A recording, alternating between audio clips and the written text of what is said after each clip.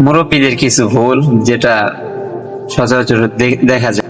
আদেশ করতে ভালো লাগে, তবে আদেশ মানতে ভালো লাগে না। শোনাতে ভালো লাগে, কথা শোনাতে পারবে তারা, কথা শুনতে চাইবে না। মানুষকে এমন ভাবে বোঝাবে যে তাদের থেকে জ্ঞানী আর কেউ নাই, তবে তারা বুঝতে চায় না। নসিহত করতে তারা খুবই পছন্দ করে, তবে তারা নসিহত মানতে ইচ্ছুক না।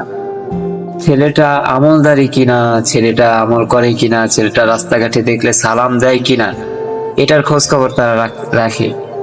তবে সালাম দিলে নিজে সালামের উত্তরটা নেয় কিনা, সেটার খোঁজ খবর রাখে না। ছেলেটা ভালো না খারাপ, ছেলেটার কোন দিক ভালো কোন দিক খারাপ, সেটার খোঁজ খবর তারা রাখে।